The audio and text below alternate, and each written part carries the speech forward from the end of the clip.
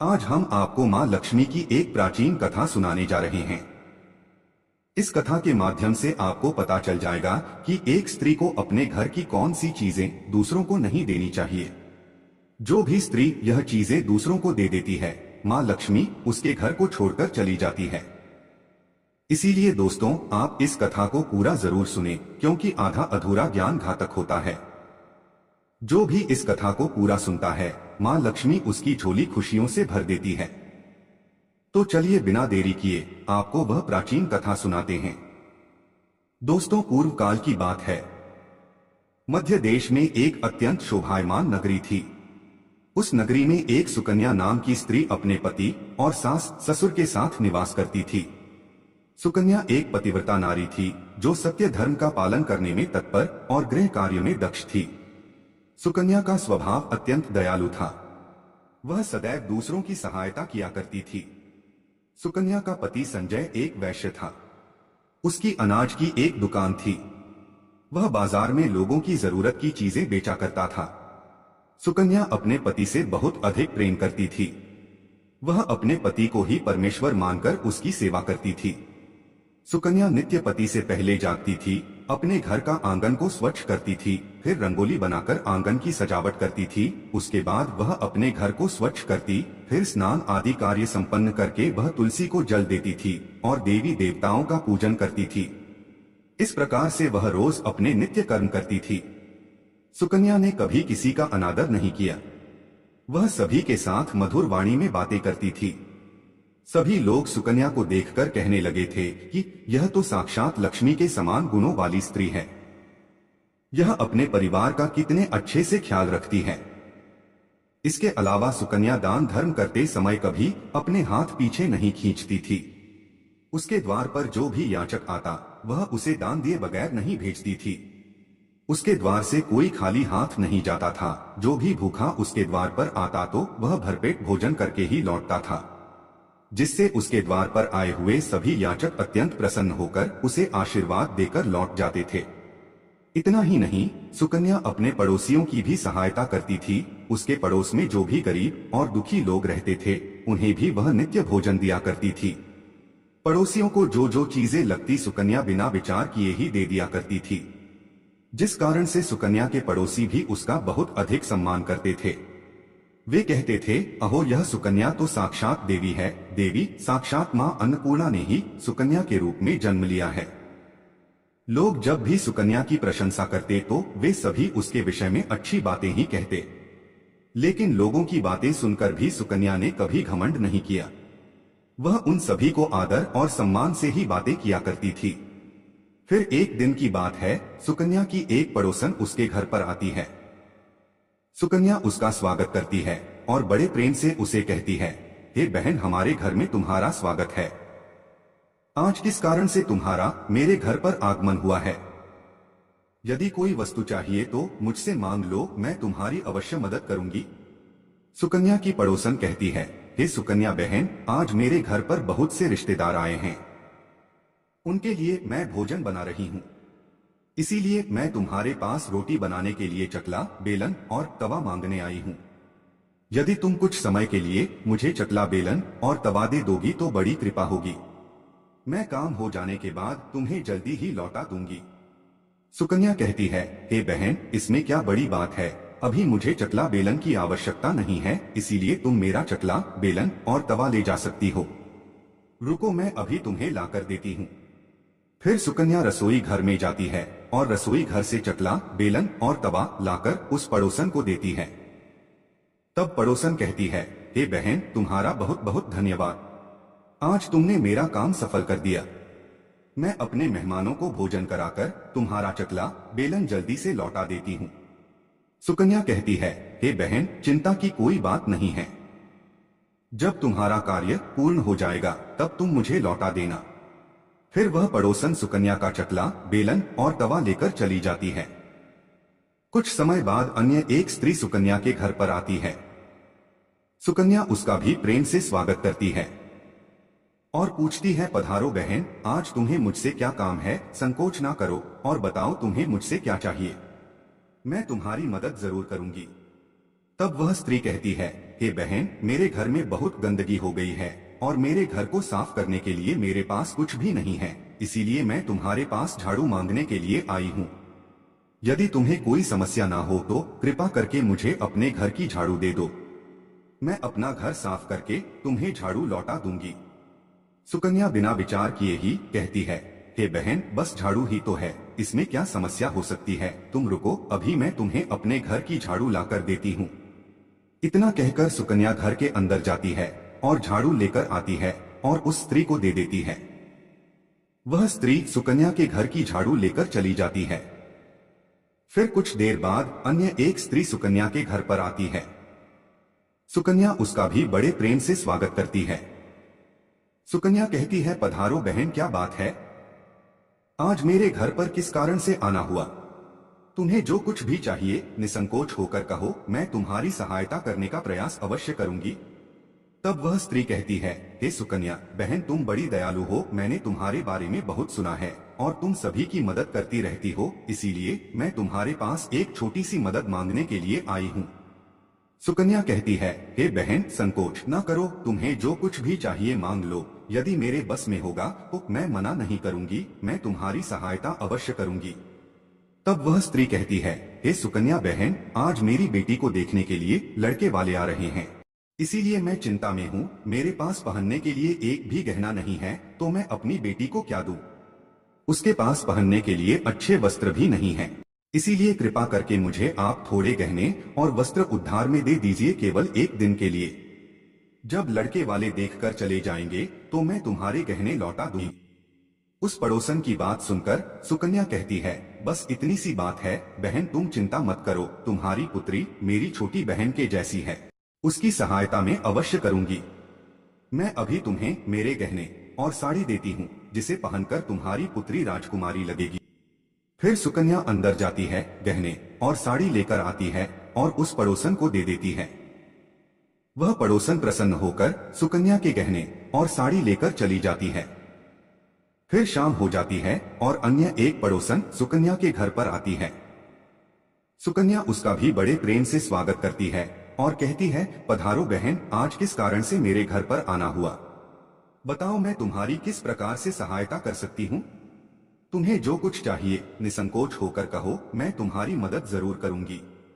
वह पड़ोसन कहती है, हे सुकन्या बहन, तुम बड़ी दयालु हो और तुम सभी की मदद करती हो, इसीलिए मैं तुम्हारे पास आई हूँ। मेरा बच्चा भूखा है और उसे पिलाने के लिए दूध नहीं है, इसीलिए मैं तुम्हारे पास दूध मांगने के लिए आई थी। अगर थोड़ा सा दूध मिल जाता तो बड़ी कृपा होती। सुकन्या कहती है, अरे बहन, इसमें कौन सी बड़ी बात है, लो अभी मैं तुम्हें दूध दे देती हूँ। सुकन्या रसोई घर में जाती है और थोड़ा सा दूध लेकर आती है और उस पड़ोसन को दे देती है। वह पड़ोसन प्रसन्नता से उस दूध को लेकर चली जाती है। इस प्रकार से सुकन्या अपने सभी पड़ोसियों की मदद कर देती है और प्रसन्न होकर घर का काम करने में लग जाती है। फिर रात होते ही उसका पति घर पर लौट आता है। सुकन्या अपने पति को प्रणाम करती है और उसकी खूब सेवा करती है। रात को दोनों पति पत्नी आनंद से सो जाते हैं। फिर दूसरे दिन वे जागते हैं तो उन्हें एक बहुत ही बुरी खबर कानों पर पड़ती है। एक आदमी दौड़ते हुए सुकन्या के घर पर आता है और सुकन्या के पति से कहता है, हे भाई, कल रात को किसी ने आपकी दुकान लूट ली है, सारा माल गायब है। सुकन्या का पति एकदम से घबरा जाता है और दौड़ते हुए अपने दुकान पर जाता है तो देखता है उसका सारा माल किसी ने लूट लिया है। वह देखता है कि उसके दुकान में रखा हुआ सारा धन भी चोरी हो चुका है। वह दुखी और निराश होकर घर पर लौटता है और सुकन्या को सारी बात बताता है, जिसे सुनकर सुकन्या बहुत दुखी हो जाती है।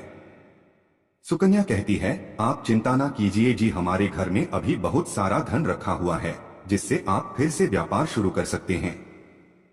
फिर सुकन्या अपने घर की तिजोरी में देखती है तो वह भी पूरी तरह खाली दिखाई देती है। उसके अंदर का भी सारा माल अब चोरी हो चुका था। यह देखकर सुकन्या बहुत दुखी हो जाती है। उसे समझ में नहीं आता कि यह कैसे हुआ। सुकन्या का पति उस पर बहुत क्रोधित हो जाता है और पूछता है, सुकन्या, सच सच बताओ, हमारे घर के अंदर रखा हुआ सारा पैसा कहाँ गया? सुकन्या कहती है, हे स्वामी, मैं घर पर ही थी, सारा धन तिजोरी में ही था। किसने इसे चुरा लिया पता नहीं। कृपया आप शांत हो जाइए, हम कोई ना कोई उपाय जरूर ढूंढ लेंगे। सुकन्या का पति कहता है, यह जो तुम दूसरे लोगों को घर पर बुलाकर खिलाती हो, अनजान लोगों को घर में बुलाती हो, उसी का फल है यह। उन्हीं में से किसी ने हमारे घर का सारा पैसा चुरा लिया है। क्रोध में आकर सुकन्या का पति उसे भला बुरा कहता है। सुकन्या की सास भी उसे बहुत कोसती है और कहती है, तुम ही इन पड़ोसियों को घर की चीजें देती रहती हो, बिना सोचे किसी की भी मदद कर देती हो। उन्हीं में से किसी ने सारा पैसा चुरा लिया है। घर के सभी लोग सुकन्या को भला बुरा कहने लगते हैं। फिर सुकन्या अपने पति को दिलासा देते हुए कहती है, हे नाथ, मैंने मेरे कुछ गहने हमारी पड़ोसन को दिए हैं, मैं उसके पास से गहने लेकर वापस आती हूँ। फिर सुकन्या उस गरीब पड़ोसन के घर पर जाती है तो देखती है उसके घर पर कोई नहीं होता है। वह स्त्री भी घर छोड़कर सुकन्या के गहने लेकर भाग गई होती है। सुकन्या निराश होकर घर पर लौटती है और अपने पति को सारी बात बता देती है। सुकन्या की बात सुनकर उसका पति आग बबूला हो जाता है और सुकन्या को भला बुरा कहने लगता है। सुकन्या का पति कहता है, हे सुकन्या, तुम बड़ी मूर्ख हो, तुम्हारे ही कारण हमारा सारा धन वैभव चला गया है। तुम्हारे दान देने की आदत के कारण ही हमारे ऊपर यह मुसीबत आन पड़ी है। अब तू इस घर में नहीं रह सकती, तू अभी इसी क्षण इस घर को छोड़कर चली जा। सुकन्या कहती है, हे नाथ, आपके सिवा मेरा इस दुनिया में कोई नहीं है, मैं आपको छोड़कर कहां जाऊं। सुकन्या का पति कहता है, तू कहीं पर भी जा, लेकिन अब इस घर में तू नहीं रह सकती। तेरे ही कारण मेरा सब कुछ बर्बाद हो गया है। तू इस घर में रहेगी तो बचा खुचा सब नष्ट हो जाएगा। सुकन्या अपने पति को हाथ जोड़कर विनती करने लगती है, हे स्वामी, ऐसा ना कहिए, मैंने कोई अपराध नहीं किया है, आपके बगैर मैं जीवित नहीं रह सकती, मुझ दासी को आप घर से मत निकालिए। लेकिन सुकन्या का पति उसकी एक नहीं सुनता है और उसे अपने घर से धक्के मारकर निकाल देता है और कहता है, अब तू इस घर से चली जा और लौटकर मत आना, चाहे तो किसी नदी में कूदकर अपनी जान दे दे, लेकिन अब तू इस घर में मेरे साथ नहीं रह सकती। फिर सुकन्या दुखी होकर रोते हुए अपने पति के घर को छोड़कर चली जाती है। चलते चलते सुकन्या माता लक्ष्मी के मंदिर में जाती है और माँ लक्ष्मी से प्रार्थना करते हुए कहती हैं, हे माँ, मैंने ऐसा कौन सा पाप किया है जो मेरी ऐसी दशा हुई है। हे माँ लक्ष्मी, मैं तो नित्य आपकी पूजा करती थी, फिर भी आपने मेरा घर क्यों छोड़ा? कृपया मुझे बताओ माँ, मैंने ऐसा कौन सा अपराध किया जो आप मुझसे रूठ गई हो? फिर सुकन्या वहीं पर बैठकर सोचने लगती है, यदि मेरे पति मेरा स्वीकार नहीं करेंगे तो मैं जीवित रहकर क्या करूं? यदि मेरे ही कारण मेरे पति की दुर्दशा हुई है तो मुझे जीवित रहने का कोई अधिकार नहीं है। इतना सोचकर सुकन्या अपने प्राण देने के लिए नदी की तरफ जाने लगती है। नदी के पास जाकर सुकन्या माता लक्ष्मी से प्रार्थना करती है, हे माँ लक्ष्मी, अब मैं अपने प्राण देने जा रही हूँ। यदि मेरे द्वारा तुम्हारी पूजा में कोई कमी रह गई हो तो मुझे माफ करो। मैं अपने पति के बगैर जीवित नहीं रह सकती, इसीलिए अब मैं इस नदी में कूदकर अपने प्राण दे दूंगी। इतना कहकर सुकन्या नदी में कूदने ही वाली होती है कि साक्षात माँ लक्ष्मी उस स्थान पर प्रकट हो जाती है। माँ लक्ष्मी सुकन्या से कहती है, रुक जाओ सुकन्या, रुक जाओ पुत्री, तुम यह क्या कर रही हो? सुकन्या आंखें खोलकर देखती है कि साक्षात माँ लक्ष्मी उसके सामने खड़ी है। माँ लक्ष्मी के दर्शन करके सुकन्या बहुत प्रसन्न हो जाती है और माँ को बारंबार नमस्कार करते हुए कहती है कि माँ लक्ष्मी, मुझे क्षमा करो, मैं बहुत बड़ा पाप करने जा रही थी। देवी लक्ष्मी कहती है, हे सुकन्या, मनुष्य को स्वयं अपने प्राण नहीं लेने चाहिए, यह महापाप है। ईश्वर ने जो शरीर प्रदान किया है उसे ऐसे नष्ट नहीं करना चाहिए। सुकन्या कहती है, हे माँ, मैं विवश हूँ, मेरे पति ने मेरा त्याग किया है और स्त्री को अपने पति को छोड़कर नहीं रहना चाहिए। मैं अपने पति को छोड़कर जीवित नहीं रह सकती, इसी कारण से अपने प्राण देने जा रही हूँ। देवी लक्ष्मी कहती है, हे सुकन्या, मैं सब कुछ जानती हूँ और यह भी जानती हूँ कि तुम्हारे पति ने तुम्हारा त्याग क्यों किया है। यह सब तुम्हारी ही भूल के कारण हुआ है।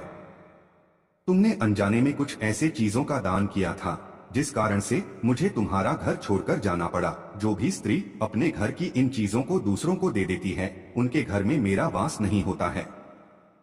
मैं उन वस्तुओं के साथ ही उनका घर छोड़कर चली जाती हूँ। तब सुकन्या कहती है, हे माँ, ऐसी वह कौन सी वस्तुएं हैं, कृपया आप मुझे बताइए। मैंने कौन सी वस्तु का दान किया जिस कारण से आपने मेरे घर का त्याग किया है? देवी लक्ष्मी कहती है, हे पुत्री, अब तुम ध्यान से सुनो। मैं तुम्हें उन चीजों के बारे में बताती हूँ जो किसी भी स्त्री को दूसरों को नहीं देनी चाहिए। इन चीजों का दान करने पर मैं उस घर को छोड़कर चली जाती हूँ। हे सुकन्या, सबसे पहली वस्तु है चकला बेलन और तवा। किसी भी स्त्री को अपने घर का चकला बेलन और तवा कभी दूसरों को नहीं देना चाहिए। रसोई घर में इन वस्तुओं का महत्व सबसे अधिक होता है। इन वस्तुओं की पवित्रता सदैव ही बनी रहनी चाहिए। इन्हीं वस्तुओं से भगवान विष्णु को प्रसाद बनाया जाता है और तवे पर बनी पहली रोटी भी गाय को खिलाई जाती है। इसीलिए इन वस्तुओं को हमेशा स्वच्छ और शुद्ध रखना चाहिए। दूसरों को देने पर यह अपवित्र हो सकती है और फिर इनका उपयोग करना अशुभ फल प्रदान करता है। इसीलिए सुकन्या, तुमने अपने रसोई घर के चकला बेलन और तवा अपनी पड़ोसन को देकर पहली सबसे बड़ी भूल की है। आगे माँ लक्ष्मी कहती है, हे सुकन्या, अब तुम दूसरी वस्तु के विषय में सुनो। तुमने अपनी पड़ोसन को अपने घर में रखी हुई झाड़ू ही दे दी, जिस वस्तु में मेरा सदैव वास होता है। जो वस्तु मुझे सबसे अधिक प्रिय है, तुमने उसे ही दूसरे को दे दिया। तो फिर मैं तुम्हारे घर में कैसे ठहरती? हे सुकन्या, जो स्त्री अपने घर की झाड़ू दूसरों को दे देती है, मैं उसके घर को त्याग देती हूँ। झाड़ू से घर की स्वच्छता की जाती है और जहाँ पर स्वच्छता होती है उसी स्थान पर मेरा वास होता है। ध्यान में रखना सुकन्या, घर में झाड़ू को हमेशा छिपाकर रखना चाहिए। झाड़ू पर बाहरी व्यक्ति की दृष्टि भी नहीं पड़नी चाहिए। झाड़ू एक अत्यंत पवित्र वस्तु है, इसे पैर नहीं लगाना चाहिए और इससे कभी विष्ठा आदि प्रकार की गंदगी साफ नहीं करनी चाहिए। माँ लक्ष्मी कहती है, हे सुकन्या, अब तुम तीसरी वस्तु के विषय में सुनो जो एक स्त्री को कभी दूसरों को नहीं देनी चाहिए। वह वस्तु है आभूषण। एक स्त्री को अपने आभूषण कभी अन्य महिला को नहीं देने चाहिए। मैं सदैव ही आभूषणों में वास करती हूँ। स्त्री के 16 श्रृंगार में गहनों का बहुत अधिक महत्व होता है। एक विवाहित स्त्री को अपने आभूषण कभी अन्य स्त्री को पहनने के लिए नहीं देने चाहिए। जो स्त्री अपने आभूषण अन्य स्त्रियों को देती है, उसके जीवन में दुर्भाग्य आता है। हे सुकन्या, अब मैं तुम्हें चौथी वस्तु के विषय में बताती हूँ। किसी भी मनुष्य को शाम हो जाने के बाद कभी सफेद रंग की वस्तुओं का दान नहीं करना चाहिए, किंतु तुमने शाम के समय दूध का दान किया था।